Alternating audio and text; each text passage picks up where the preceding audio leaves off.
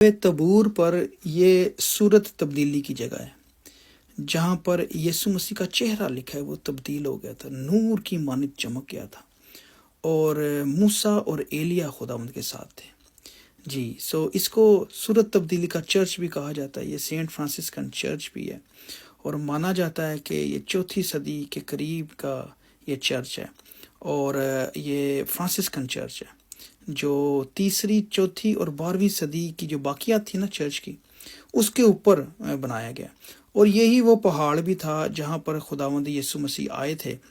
اپنے شاگردوں کے ساتھ، 3 شاگردوں کے ساتھ، پطرس، یوحنا اور یعقوب کو، جیسے لکھا ہے کہ وہ اپنے شاگردوں کو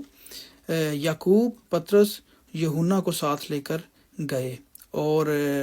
ان کے سامنے اس کی صورت بدل گئی، اور اس کا چہرہ سورج کی مانند چمکا، اور اس کی پوشاک نور کی مانند سفید ہو گئی، اور دیکھو موسیٰ اور ایلیا اس کے ساتھ باتیں کرتے ہوئے انہیں دکھائی دیے۔ پطرس نے پھر کہا تھا یسوع سے کہ اے خداوند، ہمارا یہاں رہنا اچھا ہے کہ نہیں ہے، اور مرضی ہو تو ہم یہاں 3 ڈیرے بنائیں، ایک تیرے لیے، ایک موسیٰ کے لیے، اور ایک ایلیا کے لیے۔ اور آج یہاں پر اس چرچ کے اندر جو 2 ٹاورز ہیں نا، اس میں ایک ٹاور جو ہے وہ ایلیا کے لیے اور ایک موسیٰ کے لیے بنایا گیا، اور یہ سینٹر میں یہ چیپل ہے، اور یہ اوپر تصویر بھی آپ دیکھ سکتے ہیں کہ وہی جو ہے نا واقعہ اس کی ایک پکچر سی بنائی گئی ہے، بڑی اچھی تصویر کشائی کی گئی ہے۔ یہ ہے خوبصورت بڑا چرچ ہے، اور یہ سینٹ ہیلینا نے ایکچولی جو تھی نا جگہیں دریافت کی تھی، موسٹلی جو کانسٹنٹائن بادشاہ کی ماں تھی، اور یہ گولڈن جو کام اس کے اوپر ہوا، کہا جاتا ہے کہ سورج کی لائٹ پڑتی ہے اور یہ چمکتا ہے، اور یہ بالکل وہی یاد کراتا ہے کہ جیسے لکھا تھا کہ نا اس کے سامنے ان کی صورت بدل گئی، اور اس کا چہرہ سورج کی مانند چمکا، اور اس کی پوشاک جو تھی وہ نور کی مانند سفید ہو گئی، اور پھر لکھا ہے کہ موسیٰ اور ایلیاں اس کے ساتھ باتیں کرتے تھے، اور جیسے ہی پطرس نے یہ دیکھا تو پھر اس نے کہا تھا کہ میں یہاں پہ 3 ڈیرے بناؤں، ایک تیرے لیے، ایک موسیٰ اور ایک ایلیا کے لیے۔ یہاں پہ گروٹو ہیں ایکچولی، جو غاریں تھی پہلے وہ بھی تھیں، تو وہاں پر جو تھا نا کہا جاتا ہے کہ اس ہی چیز کو سامنے رکھتے ہوئے جو ہے نا وہ مذبح کے طور پہ ان کو لیا گیا، کہ انہوں نے مذبح بنانا تھا، ادھر پطرس نے جیسے کہا تھا، تو ویسے ہی آج اس جگہ پہ جو ہے انہوں نے یہ مذبح بنایا، اور یہ تو مین چیپل ہے جی، جہاں پر جو مین ہے، اور اسی لیے اوپر آپ دیکھ سکتے ہیں بڑا خوبصورت کام ہوا ہے، اور یسوع مسیح اور شاگردوں کو اور موسیٰ اور ایلیا کو ساتھ جو دکھایا گیا ہے، لیکن اس کے ساتھ اور بھی جگہ ہے جہاں پر چیپل ہے، ایک ٹاور کے اندر چیپل ہے جو موسیٰ کے لیے، اور ایک جو ہے وہ ٹاور کے اندر چیپل جو ہے وہ ایلیا کا بنایا گیا ہے۔ یہ دیکھیں،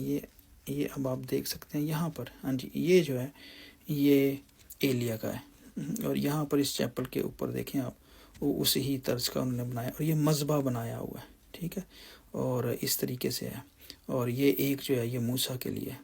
اور یہاں پر جو ہے وہ کہہ لیں کہ دعا کی جاتی ہے، یہ سینٹ فرانسسکن جو مونیسٹری ہے اس کے انڈر ہے یہ چرچ، اور یہ سارا کام کیا جاتا ہے، اس کی دیکھ بھال کی جاتی ہے ساری کی ساری، تو لیکن مانا یہی جاتا ہے کہ ایگزیکٹلی یہی وہ جگہ تھی جہاں پر خداوند یسوع مسیح آئے تھے اپنے شاگردوں کے ساتھ۔ اچھا، میں ذاتی طور پر اس میں سے نا ایک بڑا خوبصورت پیغام دیکھتا ہوں، اور وہ پیغام یہ ہے، چونکہ یسوع مسیح کی نا یہاں پہ صورت تبدیل ہو گئی ہے، جلال میں وہ دکھائی دی ہیں، جیسا جلال آسمان پہ ان کے پاس ہے، اور اسی لیے وہ خداوند کو دیکھ ہی نہیں تھے پا رہے، اس پر نظر نہیں تھے کر پا رہے، اتنی روشنی تھی، جیسے ہم سورج کو نہیں دیکھ پاتے۔ اور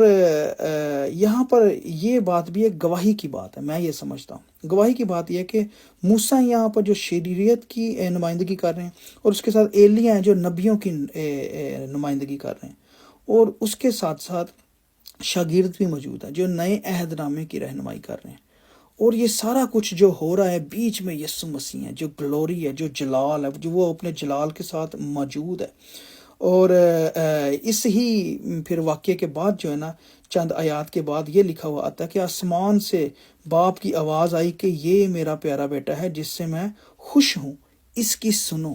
تو یہ ایک جو تھا نا ایونٹ بہت ہی کمال قسم کا تھا جو ہوا ہے، اور یہ یسوع مسیح کی خدائی پہلو کے بارے میں تھا، گواہی تھی، باپ کی بھی گواہی تھی، شریعت کی بھی گواہی تھی موسیٰ سے، ایلیا سے دوسری گواہی تھی، اور لکھا کہ وہ اس کے انتقال کی بابت بات چیت کرتے تھے۔ اور انتقال کی بابت کا مطلب کیا ہے کہ یہ مسیح کے کفارے کی بابت، کہ اس نے الٹیمیٹلی نجات دے دینا، اور نجات کا کام مکمل ہونا ہے تو پھر تمام لوگوں کو رہائی مل جانی ہے۔ آمین۔ سو